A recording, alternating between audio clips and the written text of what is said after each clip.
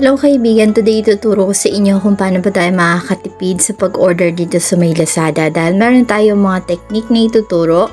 Alright, so nasa home ako and mag-search lang ako dito ng products na i-order ko. So for example, Centrum Silver Advance.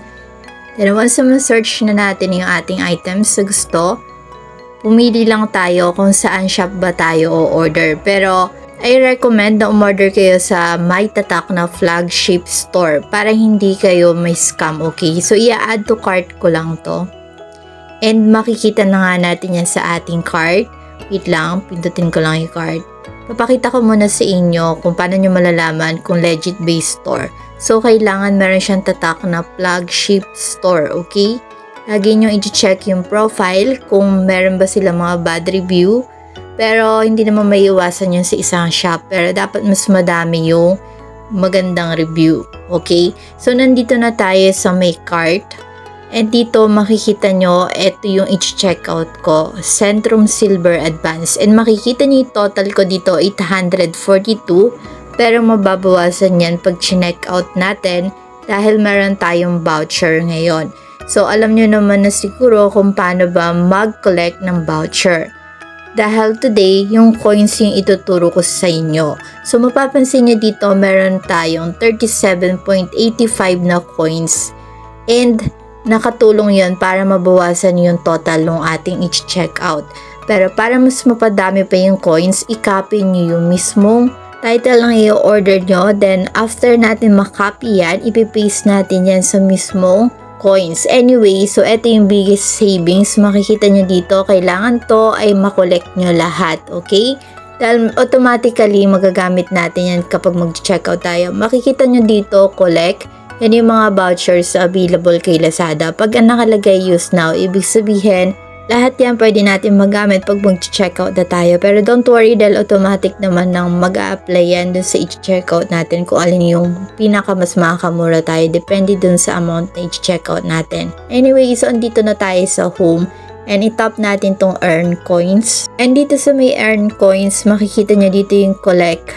And everyday, pwede tayo mag-collect dito ng coins kasi magagamit natin to. Well, nagbibigay naman sila ng automatic coins kapag nag-checkout tayo pero maliit lang. Now, para mas malaki yung ating makuha na discount, pwede tayo pumunta dito sa page ng Get Lazada Reward kung saan kailangan natin sundin kung ano pinapagawa. Katulad dito, buy 3 items to get 31.50 pero depende yan minsan mas malaki and itap nyo lang yung shop now kung gusto nyo na mag-proceed sa pag-shopping doon sa page na yon. Dito tayo sa may page ng coins, so tap natin earn more and dito makikita nyo yung mga products, i-search nyo lang dito sa may search bar yung items na gusto nyo i-check out, yung nakalagay na dun sa inyong cart.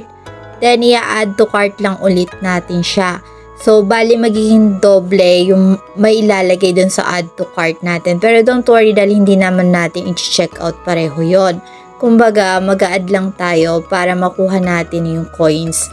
Dapat yung parehong items na nakalagay din sa may cart nyo ha. So kapag halimbawa nahanap nyo na, i-add to cart na nga natin, then babalik tayo dun sa ating cart.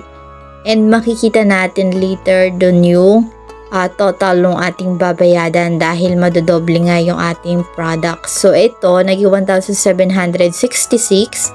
Tap natin yung checkout. And ayan, pag tinap na natin checkout, pwede ulit tayong bumalik doon. Tapos now, babawasan na natin yung ating item. So, nakita nyo, 817 and dito 804 na lang yung total ng babayadan ko. So, kanina yung coins ko kalahati lang pero ngayon 63 na. Nakita nyo yung technique. Kumbaga, naghanap ulit tayo ng parehong title ng ating i-checkout para madagdagan yung coins natin dito. Pero same quantity lang din naman yung ating i-checkout, which is isa nga lang i-checkout ko. And there you go, makikita niyo yung pinagkaiba, 804 na lang yung total ng aking i-checkout. So, ganun lang yung technique. Kung medyo nalito kayo, ulitin nyo na lang ang video at mas mauunawaan nyo. So, thank you for watching kaibigan at kung meron kayong concern, ilagay nyo lang yan sa ating comment section. See you around!